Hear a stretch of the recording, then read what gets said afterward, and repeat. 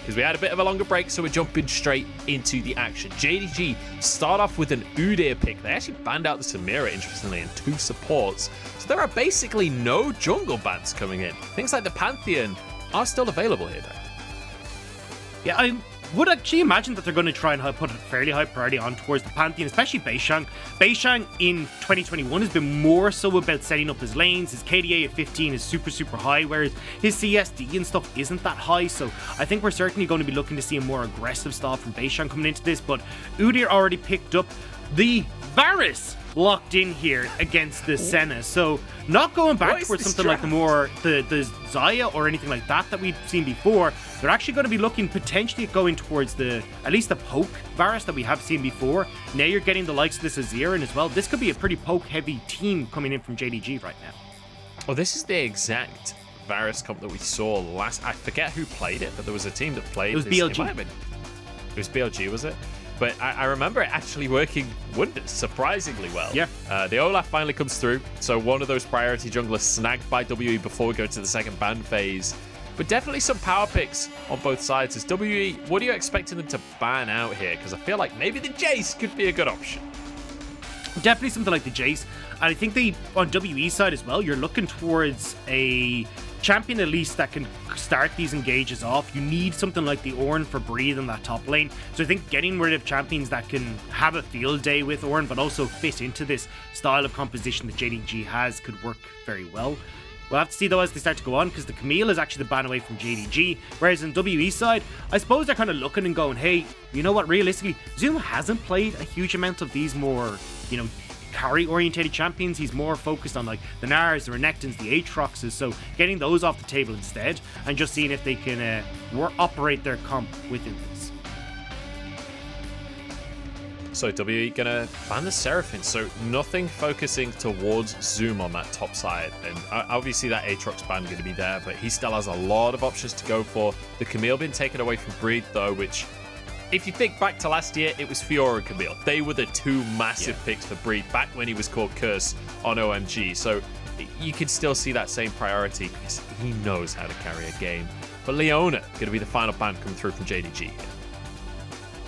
I'm curious to see if WE leave this counter pick for Breathe. I think you could wait and see exactly what Zoom wants to go, because if Zoom falls back towards something like the Renekton that's still open, you can always opt in towards something like the Gangplank, and it still at least puts a little bit of a slow on towards JDG with the Cannon Barrage if they want to try and operate at this long range, but I have to see what they decide to go with. Jiumeng is hovering the Gragas here now. Still the flexibility there to send that towards topside or in towards the support role, so at least they do get the little bit of flexibility there with them. Yep, so the Gragas, very, very flexible, as you say, can go wherever they fancy. Does well into that Renekton, so you could just give that to Breed if this Renekton is locked in inside of JDG. I will say the Renekton definitely not really fitting into the poke style composition that we talked about before, but can function as a frontline at least. Okay, so it looks like what JDG are trying to do here is not just operate fully on the hey, let's play far back, let's keep people at bay. It's more operating on the let's use this long range to get an advantage, and then we can, if you try and get in on top of us as WE, we've got the Renekton, Udyr, rell that are all enabled as soon as you jump in on top of us. Alright, Gnar comes on through, so it will be the Gragas in the support position, unless it's support Gnar, which I doubt very much. I want to point out, because I don't think you guys have it on the English stream, but the Chinese fan vote right now is 70% in favor of WE. If you told me that was going to be the fan votes back last year, I would never have believed you. That WE would be a 70% fan favorite over JDG. But regardless, let's talk holistically, Dagda. What are we expecting to see from WE to start this game out? How are they going to pace this one? Yeah, certainly for WE, I think it's trying to set up Breed for an advantage in that top lane. You'll have Beishang more than likely path up there, making sure that this Gnar can try and chip away both the Croc and the turret that's up ahead of him. And then as they start to transition in towards the mid-game point, they'll be trying to start up a couple of these dragons, seeing if they can use the fact that Senna has such a strong item spike off of the Kraken Slayer that they can try and power through. On the opposite side though, you're looking at a comp that kind of wants a little bit of time, I'd say, on JDG's side. They want to see if they can maybe help out Renekton in the top lane against the Gnar, but certainly when it comes to getting to like the 1 to 2 items where you've got like this, I'm assuming Poke Varus coming online. Same when you've got this Azir here as well.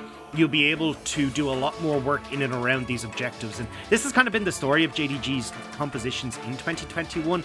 A lot of the times it's more kind of like, hey, let's survive till 2 items and then we can actually go on the aggressive here. But certainly when you look at like the Renekton and the rell, you have 2 side lanes here for Kanavi. He can play around. Well, we're ready to jump into game number 1 here. I'm keeping my eyes on that top lane. It's Zoom versus Bree.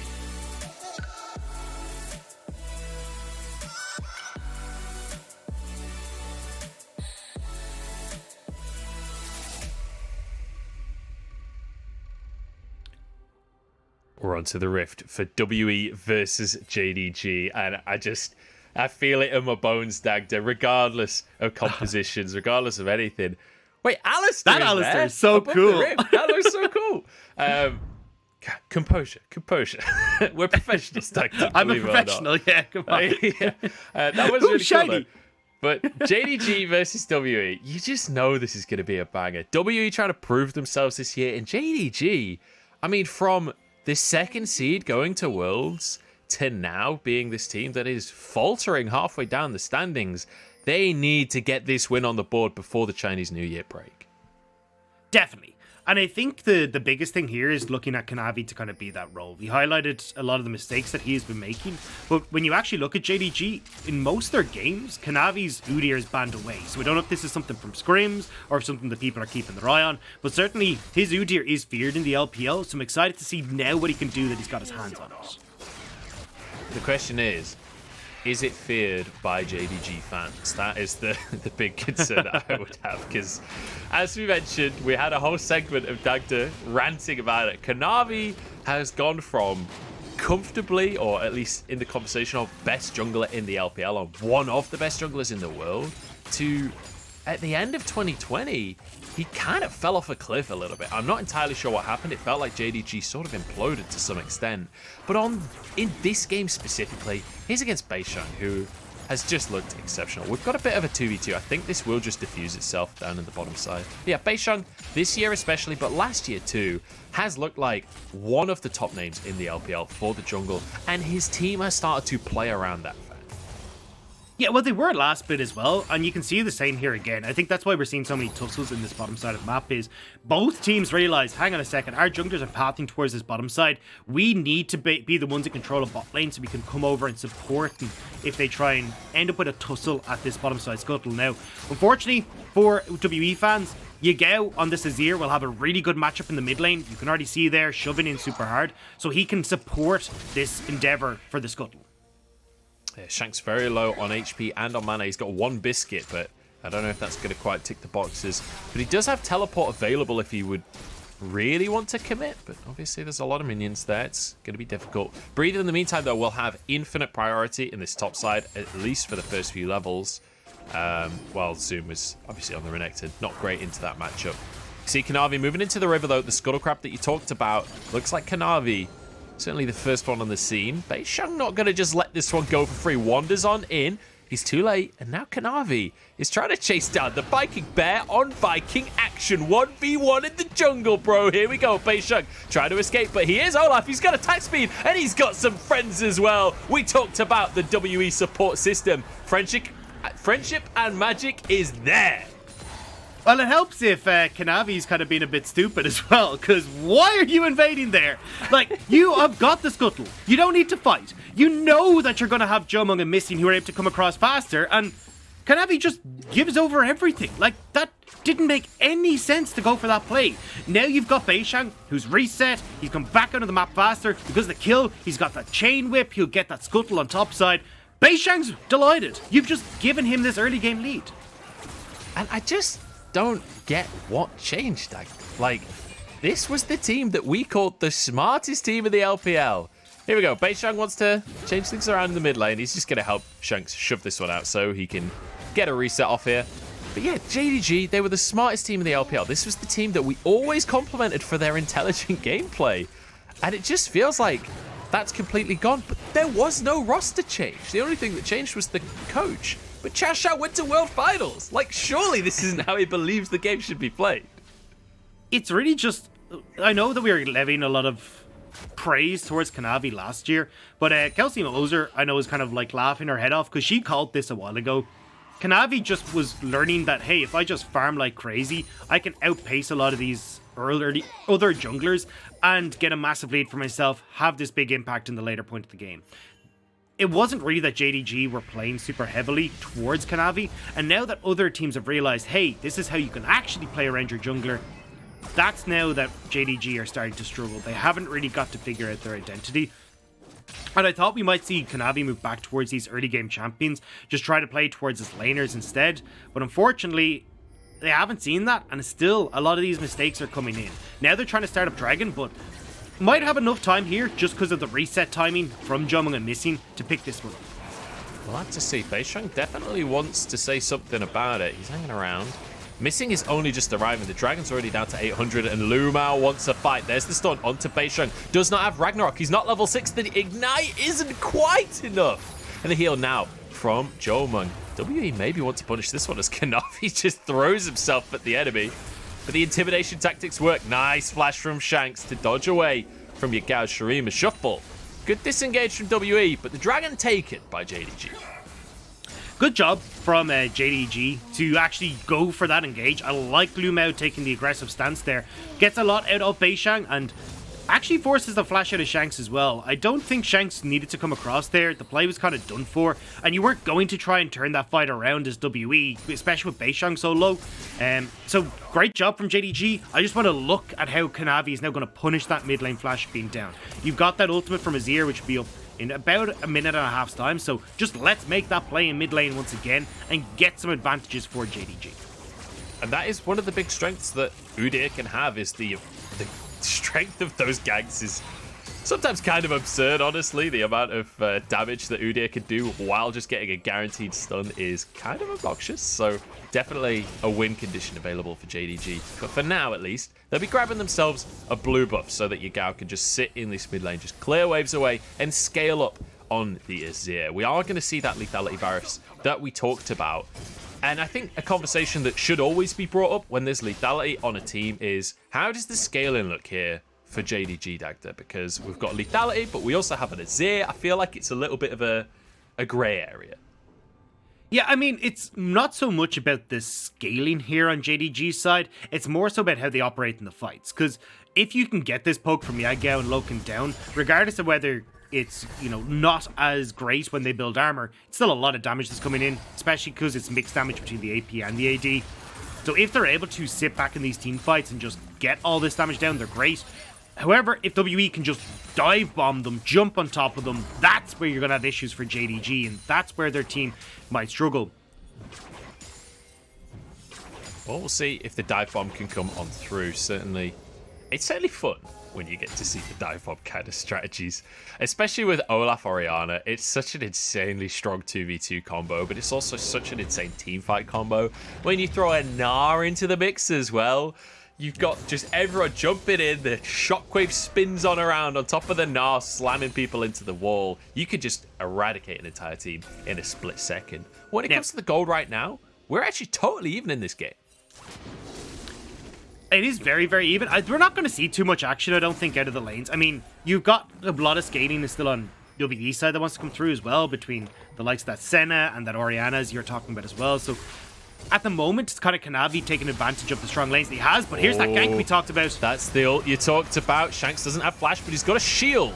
And that's going to be a kill onto Yagao. Nicely turned around by Missing. The shockwave we talked about pulls him back in, and Loken falls as well. WE, they read the gank and they outplay it. And this is what I've loved about Beishang. His ability to read what the opponent is going to do, get all the resources in the right place, the right time, and turn these plays around. Getting those kills on towards JDG is massive for WE, as Breathe goes for a bit of a trade in the top side. Didn't have Wallop available, I think, so I thought it was going to turn into more than it did, but Breathe just bullying as you'd expected that matchup, and it sets up WE for a Rift Herald as well.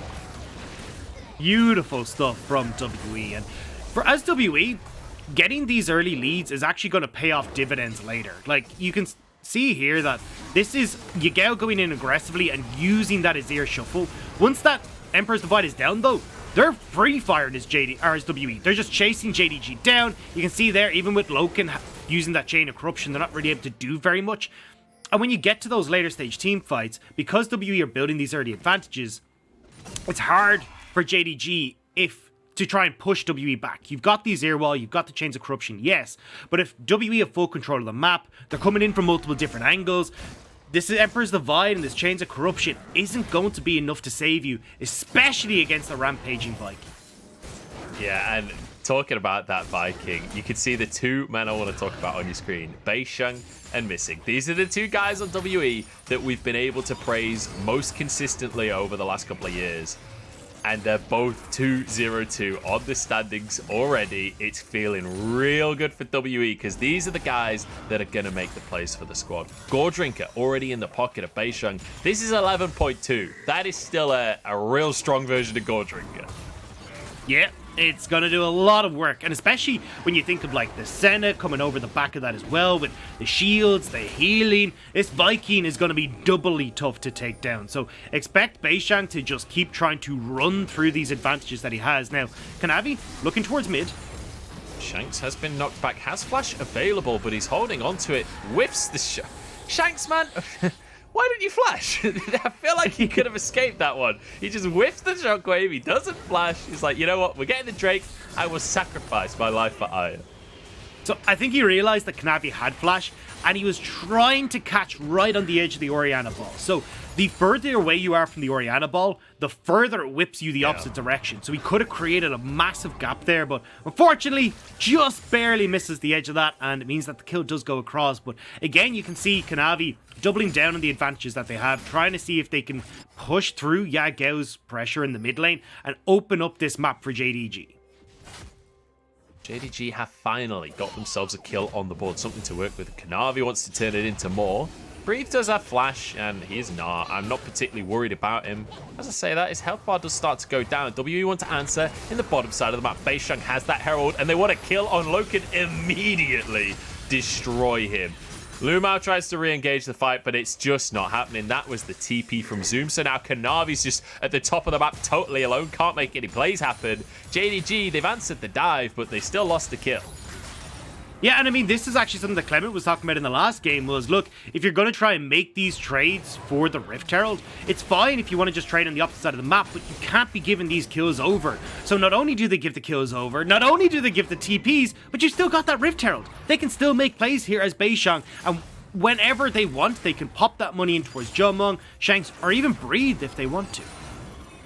Yeah, WE, honestly, they can do whatever they want at this point. They are feeling real good. And the crazy thing is, it's not like they've got this super early game composition. Look at the carries here. Orianna and Senna. It's not like they don't scale well. It's not like these guys aren't going to do well in the late game. So really, really rough start to the game from JDG. 2 plates went the way of Breathe there off the back of the TP that we saw from Zoom. And as you say, that Herald in the pocket of Beishang, but it's going to time out soon. He's heading up towards the top lane, Dagda. Yeah, they got company though. Shanks and Missing are coming up here as well. You can see Zoom knows this is happening. He is trying to keep this wave from hitting that tower, but it means Breathe can take the 1v1. Yeah, Breathe is happy to just brute force this one as the rest of WE churns into the top side. And you know what? With a setter up blasted across the map, everybody gets a piece of the pie. That's going to be the first tower taken by WE. What is the response is the question. It's going to be 2 plates in the mid lane by the looks of things. Yagao and LvMao at least finding some kind of answer. I mean, bot lane as well, right? They're actually getting quite a substantial amount of trade for this. You get 2 plates in that mid lane. I think it's 2 or 3 in the bot side as well. So, apart from the kill, it's kind of going even, honestly, from JDG's perspective. So, it's actually a nice trade. Unfortunately, though, they lose that top tower. And with the kill, maybe not as even as it first looks. Yeah, kind of even in the amount of plates taken, but with 2 towers going down and still none falling in favor of JDG, that's a little bit of bad news coming the way of any JDG fans. The Demon Dog struggling a little bit in the early game, but we're getting towards the 15-minute mark. We're getting towards the second Drake here, Dagda. It does feel to me, as a monkey brain play-by-play, that WE are kind of running away with things here. Give me some silver linings for JDG. Well, if I'm on JDG, this is kind of where you could be strongest, right? If you're trying to fight around these objectives and WE are already in the pit, it's so much easier for you to get these Mega Man Chain of Corruptions off. You're getting the Azir walls are going to do a lot of work. So JDG still have options if they want to fight, and especially with Duskblade, Liandry's Anguish just completed for Yagao. They're actually okay in terms of power spikes compared to Shanks and Jiumeng, because yes, Jiumeng has that Kraken Slayer, but there's no mythic item yet completed for Shanks. Yeah, and part of the reason for that is that he's gone for that tier early. He's also gone for a Dark Seal and a Doran's Ring. So he's got essentially 3 sort of starter items there, which will slow down your build. It's good for later on in the game. It sets you up for the future. For when he hits the 2 items, he's going to be huge. But for the time being, still a bit of a way to go. Here we go, zoom. Literally zooming there as he went over the Scuttle Crab, but can't quite find the engage. Teleport being channeled by Yagao to rejoin his team. Dragon up in 30 seconds. JDG, they love to look for picks before a Drake, but they're not going to find any this time, I fear. They could find quite a bit of poke, though, because look at the vision control here for JDG. Like, it is everywhere. And already, Misty taking a blast from the shotgun that JDG has in their back pocket. They're trying to move Breathe down, trying to hold on to that TP, but giving this much control to JDG around the objective makes it really hard for W to get in here. The stack up here from JDG as the arrows just being blasted out by Loken, but not able to do too much work. And this is one of the advantages of having that Senna on the other side. Jiumeng will be able to add a lot of sustain to the squad for WE. Breathe gonna grab himself a Herald. Literally no contest available from JDG, as they, I think, have realized what's going on. They're gonna start this Drake off for themselves. Now the TP being channeled by Breathe. He wants to get into this pit. They want to fight for the Drake. Breathe is about to turn mini, no. That is not the best situation. In goes the Viking. They want to fight for the Drake. Goes the way of JDG. Now the fight as well. First kill goes their direction. Still 5 strong. Is in goes Azir. Knocks everybody back. Cuts them through as Loken blasting the arrows on through the squad. Kanavi going to try and chase down Breathe. Can they finish off more kills on the back of this one? Stun goes on to Kanavi. Arrow on in. Comet's not enough. But JDG, they get themselves a fight. That looked like it could have been dangerous for JDG. I saw those chains of corruption go wide from Loken, but Yagao with the hero play there, that big swoop to bring WE into the waiting hands of JDG, and suddenly this ain't looking all clear cut for WE anymore. Yeah, this is suddenly looking a little dicier, right? We set up how far ahead they were, and then we see JDG grouping up for this fight. And the TP with Mini Gnar not really going to set Breathe up for success here. Exactly. And you got no ult then from Breathe. The Gragas cast doesn't really knock anyone back. And then this fantastic play from LvMao. That's done onto the carries. Just sets up the team fight perfectly. And with Yagao sweeping in to finish them off. Gorgeous, gorgeous play from the mid and support of JDG. And Yagao with the Shurima Shuffle. You've come to expect this kind of play from Yagao when he's playing well. Recently, it's not felt like Yagao was really on his best form, but today maybe that will change, because that's the second time in a row now that we've seen him pulling out these beautiful little Shurima Shuffles in the fights. And again, like, this is JDG's team fight is pretty nicely set up to deal with WE. I mean, we saw it there. When you've got like the Renekton, the Udyr, this rell as well, they're enabled super well by compositions that want to get in on top of them. And for WE, apart from Jiumeng, you're playing a relatively short range composition. Like, you have to get in and dirty to be able to deal your damage. So from the fact you've got these 3 melees that are enabled in that way, it works out beautifully for JDG, let alone the 2 long-range carries that you have. So from WE's side, they have to be more careful about how they're approaching these fights and not just giving over full river control before these dragons. Interestingly, Shanks has gone for an Archangel Staff first item before going towards his Ludens or Liandry's if he feels to go that way instead. But typically, I think we've seen more Ludens than Liandry's. But over towards Jiumeng, we've got to look at that build, because he's on the Kraken Slayer. He's got himself the Rage Blade for kids. Once he finishes I like the way you're off telling that kids Rage to play Blade, with though, knives. I feel like that's not a good thing to say at a broadcast. Like, I've seen that one Vine where the kid has a knife and he's looking like he's having a great time. So as far as I'm concerned, based on my internet education, that is probably great, right? Sure, but I'm not I backing will you up on say- this. You're on the sinking ship. Senna's not a kid, okay? Just because she's got a knife for kids doesn't make her a kid, so she's okay to have the rage knife. And she certainly has some rage. I've heard her voice lines. Senna's angry. I mean, she gets a little bit peeved, especially if she's playing against Thresh. But honestly, we've seen this rage play before. It worked super well in the Senna. So when Jiumeng does complete that, he hits such a big power spike. Still a ways off though. WE though have the second Rift Herald, to crack open this tier 1 in the mid lane, and now that's all outer turrets down for WE. And this is where WE get dangerous. This is where they start to move in, get vision, and look for picks. Although trying to find Yagao, not quite out to get on top of him. Yeah, Yagao's going to be able to slip away through the shadows. As JDG feel like they're pretty much in control of the map at this point. It's 4-7 in kills, but when we look at the gold, it's much more even, with only a 1,000 advantage for WE. But Ocean Drake coming up again in 1 minute's time. WE have got a few more spikes. There's the Rage Blade just finished that we just talked about. So Jiumeng will be a lot stronger coming into this next fight. But just look at the reset timings from WE as well. They're going to beat JDG to that dragon. And this is what I love about WE, is they'll actually back a little bit sooner than most teams in the LPL will, so they can try and get this vision and try and set up correctly for these objectives. Look for those picks that we're talking about. Now, with Zoom on this bot side, having Kanavi there, they will get this bottom tower, but it does mean you're kind of split as JDG here. That's a cheeky ward from missing. It's out of range of the control ward that was in the river brush there. I've never seen that one before, but that's I'm going to keep that one logged away in the old brain. The very old brain, as it doesn't seem to work anymore. But let's move over to the dragon here, as WE's the team that has priority right now. But these arrows from Loken are doing a lot of work to weaken up the squad. Shanks up towards the top side, being bullied out, has to go all the way around to join up with his squad. Breathe has just hit Mega as well, so JDG are probably going to try and play this back, not give Breathe a chance for an engage. Well, the Drake is going to just get burst down if JDG don't fight for it. There's a Chains of Corruption. Is massive missing, has to flash away. Udyr gets the Drake once again. That's 3 now. And JDG want a fight on top of it. WE, it felt like they had the advantages, but JDG say no.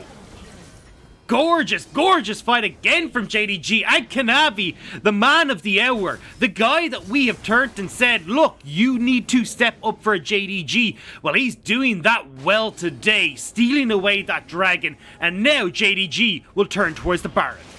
This feels a bit more like the Kanavi that we wanted to see in the LPL, right? We set up Beishang versus Kanavi, how Kanavi was the fallen king. Last year he was the king of the jungle. This time around, it didn't feel it. Today, he is back on top. This Udyr looks great. His smites are on point. And look at that CS difference. He's 50 CS ahead. And this is where I needed WE to pull the trigger. They had the flash on missing. At that stage, you just belly bop in, you flash onto someone, blast them back, and enable your team comp so well. But just playing this very slowly allows JDG to get so much poke down. They're able to get it, as you can even see there, from miles back with that Varus finishing off the kill. And WE get poked out. They lose the dragon, they lose the fight, and it's a disaster completely for the WWE squad. And I have to say, this does feel a little bit like somebody's just RKOing out of nowhere, because I don't think WE were expecting the performance that we get to see from JDG today either. This is something that I've brought up a couple of times that I want to see out of JDG, this coordination, this team play, but we've not really seen it. On the side of WE though, these are the fights that they usually win. These kind of dragon skirmishes and whatnot, this is usually their bread and butter. Well, that's the thing, is that they oftentimes kind of find these mid-game picks to solidify these strong leads and then just win the team fights with the gold advantage that they have. Against JDG here, against RNG in the past as well, they've struggled to find those picks, and when they fall behind, not having the vision control means it's really hard for them to get their game plan up and running, and you're seeing it here. JDG, they get that small lead, and they ain't letting it go. And while we were in the replay, in case you didn't notice, JDG did grab a Baron for themselves, so they can now just fire away all day long. Loken is playing Lethality Varus. Having Baron while you're playing Lethality Varus is the best feeling in the world. You can just fire off shots. Nobody can contest you. They just have to hide under their tower and pray that you miss. And you got an Azir with you. You've got an Azir that's got this big old tower behind you saying, hey, we've got this defensive bunker set up. What are you going to do about it? Absolutely nothing is the answer, Dagda, because Missing is chucked out. He just has to run away, breathe. He's like, I'm Mega Gnar, and they're like, yeah, we don't care. Just go back to the zoo. Oh, you're so cute when you're angry. I know. Now to the bottom side, they got the back. I mean, JDG have everything. WE, I'm starting to lose faith that they can come back in this game. I mean, from a JDG perspective, though, this is great to see. This is what we wanted to see. Them finding those team fights, Kanavi actually having this big impact on the Udyr. Again, Zoom on these fighters looking impeccable. Like, this is a really strong draft from JDG, and they're playing it really, really well. And, I mean, we talked about items before. Like, we talked about how, oh, hang on, here's a pick. Kanavi knocked back. That's not a pick. What am I talking about? It's an Udyr. He just runs at the speed of light in the other direction, straps on his Nikes and sprints away. But I want to quickly revisit the items we talked about before. We were saying how we needed the 2 items for Jiumeng. All right, we've checked that one off. We've got the Gore Drinker and the Sterix on Beishang. Okay, check that one off. But look at the mid lane. Shanks still hasn't finished a mythic item. No wonder that they don't have any damage in these fights. And of course, he completes it right as you say that. So he does get the Luden's Tempest. But as you said, yeah, it feels a little too late now. And Orianna is a champion that spikes really hard off of, like, well, to a certain extent off the last chapter, but definitely when she completes these 2 items. Like, this is where she comes online. So the fact that this has been delayed for so long, whereas you look at, like, the 3 items both for Loken, of course, cheaper items, but mid lane as well. Yeah, it's been rough so far here, as Missing takes a bit of a hit from Yagao. He's pretty tanky with the Aftershock, but the Aftershock's timed out, and he's in a bit of trouble. Kanavi charging in, but he's rooted. Maybe this is a chance. They don't quite have the damage to finish him off. Jiumeng bullied out. This is what we're talking about, the range from JDG. Feels like no one actually has to commit to the fight for JDG to win a fight. And your front line is so beefy. Like, you've got Kanavi there, as you said, just takes a heap of damage. He's going to peace out. He'll clear a few jungle camps, come back. But they've completely zoned WE away from this dragon, and that's Ocean Soul. Like, you have not got control of your waves right now. You haven't got control of any part of your jungle, and it's just a free Ocean Soul for JDG. This is beautiful to see, because this feels a bit more like JDG from last year. This feels a bit more like the squad that won 2020 spring, that took Top Esports to 5 games and then finished them off. We're getting a bit of reminiscence of the map play that we got to see out of JDG back then, because they have had control of this map for the vast majority of the game. Now pushing in the bottom side. Is LvMao happy to take a couple of hits to brute force an in-hit, but Jiumeng's arrived. WE want to defend their buildings here. They don't want to go down without fight. Zoom steps on forward to get a couple of hits in. Shots onto Missing as well. But JDG being pushed away. The railgun goes a little bit shy, but in they go. Missing, trying to get the knockback. It's onto Zoom, though. He's thrown a Renekton at the carry. That's not the way you play League of Legends, my friend. Zoom, it's his birthday, and he's been gifted 5 players on WE. Can you believe this is the way the game ends? Down they go, 1 by 1. Double kill for Zoom, who's just happily tanking double Nexus towers this entire time. Jiumeng forced under the grave as well, and this will be the towers going down. And you know what? Yagao didn't feel like he had enough spotlight in that fight, so he goes for a Shurima Shuffle to finish the game in style. JDG are back on form. What a way to take game number 1. Finally, JDG show up. It has been a long time coming, but that was a confident victory from the JD lineup, and stemming from Kanavi, from Yagao, from these plays from LvMao and the team fights, they looked good. They looked real good. WE kind of struggling with the pressure that JDG were able to put on them. It feels good to have this JDG back, though. It feels good to see them with this composition that they can play around objectives, just making the entire game revolve around objectives. Because WE were winning the early game trades, remember. WE were the first one to take a tower. They were getting a bunch of plates across the board. They got, I think, the first 2 or 3 towers. But once it came to these dragon fights, JDG flipped everything on its head. Yeah, and that was the big thing here, was we saw WE start to get these early leads, like that they're able to turn around that play from Kanavi in the mid lane, and they were like, okay, they're starting to get up and rolling, this is kind of needed because of the way that the JDG composition operates, but unfortunately for them, it just wasn't big enough. And when we got to these dragon fights then, like, one or two mechanical mistakes from WE, like missing, not quite hitting the casks, or not getting that flash body slam, means that you're not actually able to set up these team fights as well as you'd expect, or at least hope for from WE. And JDG just enact their game plan. Poke from afar, get the damage down, and then eventually we whittled away the back line, go all in with the rell, with Zoom on this Renekton, with Kanavi, and even Yagao having these impeccable Azir plays. Look at the damage from Loken. And that's what I was talking about, right? When you're lethality Varus, your team's ahead, you get to play around Drakes, you get to play with the Baron on your side. Like, it just feels wonderful. And Loken was hitting every single shot this game. Yeah, I mean, honestly, I'm much happier with this iteration of JDG. Like, the biggest gripe I've had with a lot of their drafts is that they don't feel like they have a definitive game plan. It kind of feels like a jack of all trades.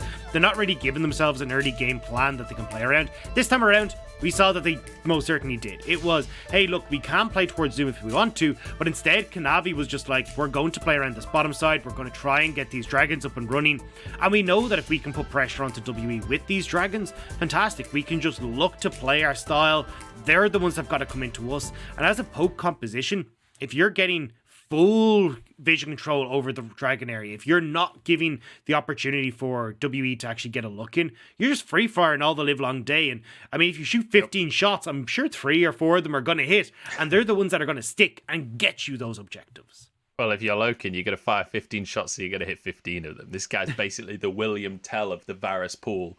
But I want to talk about the jungle again, because Kanavi felt good this game, especially on this Udyr. We said we wanted him to impact the lanes. It felt like he was in the lanes more than he was in his own jungle, and yet still managed to find himself a CS lead. And that feels more like the Kanavi we got to see in 2020. Beishang, however, even though he had the support of his lanes in the early game, really started to fall behind. And when it came to the smite fights, it was Kanavi every single day of the week. Well, I mean, Beishang kind of fell behind from the get-go, right? We saw the scuttle on the bottom side was taken by Kanavi. Now, he did overextend for it, but it's nice to see at least that in the early stages, Loken and LvMao are actively trying to set up for these scuttles, because we haven't seen that in games prior from them, and maybe we're starting to see an iteration of JDG that is looking to play a little bit more around Kanavi. Now, this is all hearsay, because there's literally one game. Like, I want to see now if I'm coming into game 2 as WE, ban away the Udyr, what happens? Do we still get the same level of control from Kanavi, or does he go back to like the Lilies and the Graves and kind of just falling over into the shadow of his opponents? Well, we'll have to find out whether this is all hyperbole or whether JDG is back. They've got another game to prove it up next. We'll go into game number